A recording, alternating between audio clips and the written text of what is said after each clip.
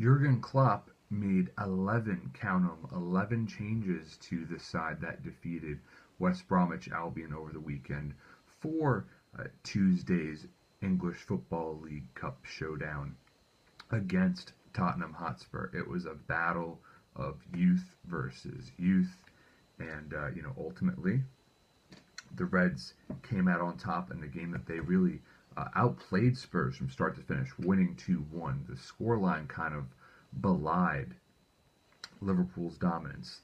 It was a solid set of performances from virtually every player in the starting lineup. I don't think any player individually played poorly in this one.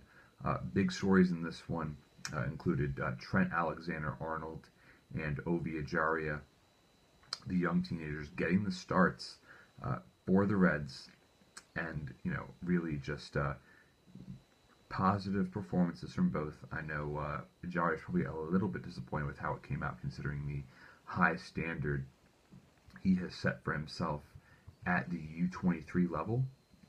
That being said, I think it's still clear that he has a bright, bright future at Anfield, as does Alexander Arnold, in spite of that ill-timed yellow card in the first half.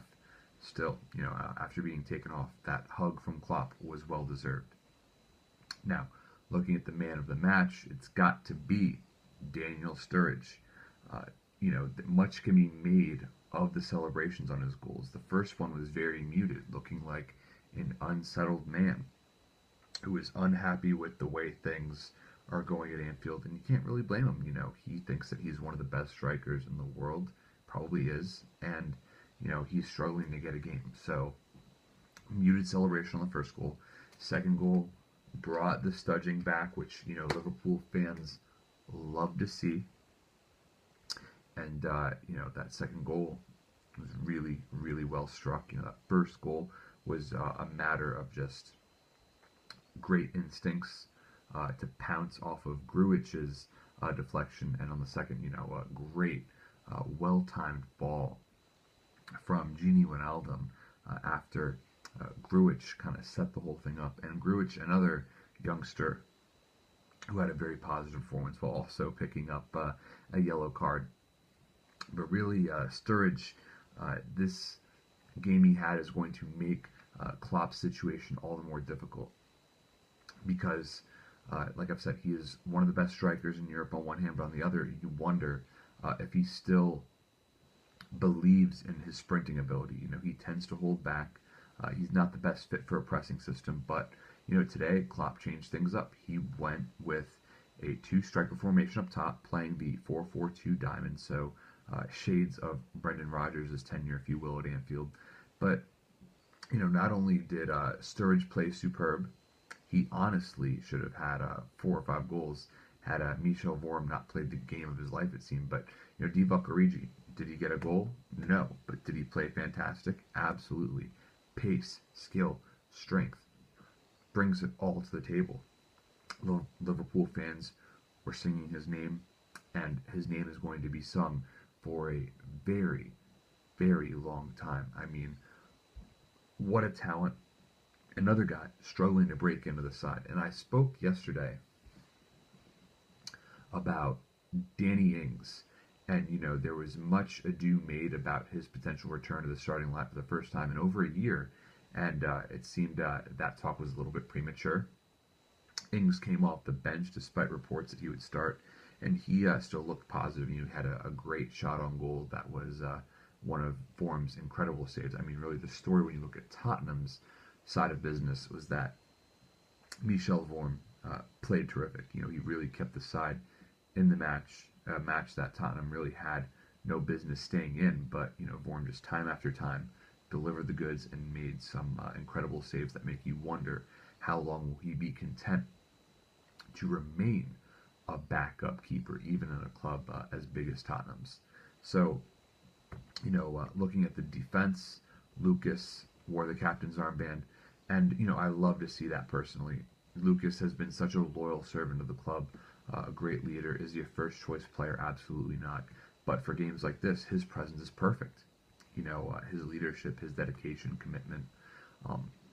things that really come in handy, and he wants to win. He wants to win big. He said after the match, he thinks Liverpool can win the League Cup, the FA Cup, and the league, and why not? Liverpool have now won 10, or excuse me, they are undefeated. Important distinction. Liverpool is undefeated in 10 straight matches and undefeated in their last 18 matches at Anfield. Okay? Anfield is becoming a fortress again under Jurgen Klopp. Doubters into believers. It has happened, it is underway, and it's a beautiful thing to see. Ragnar Klavan looked a little bit rusty at times, but overall decent. Mignolet played a great game between the sticks. You know, he had a very, very nice stop off of Victor Wanyama's well-hit shot that he could have easily spilled. And, you know, he didn't save Vincent Janssen's penalty kick that drew the game within a goal for Spurs. However, overall, very solid match from him, and he's going to continue to pressure Loris Karius to win back that number one spot. Alberto Moreno, you know, worked well up and down the left-hand side, but, you know, he still leaves a lot to be desired in the defending department. I don't think there's any question that James Milner should remain the starting left back. Kevin Stewart is another guy who could eventually force his way into the lineup. It's going to be tough for him because the midfield is so crowded. But, you know, like I read earlier, neat, tidy, and unspectacular. Perfect phrasing to define his performance. Very, very well done. And, you know, hopefully Gini Wijnaldum can use this game as a building block as well. You know, his free kick was almost a stunner. You know, he really wants to get that first goal for Liverpool. Of course, he did have an assist to Sturridge, but it's only a matter of time before Gini breaks through. And once that happens, he could become truly, truly unstoppable. So, you know, all in all, another positive performance for Liverpool. I'm sure Klopp wants to win as many trophies as possible this season. And, you know, another quality win for the Reds. So with that, Reds fans, remind you that you will never walk alone.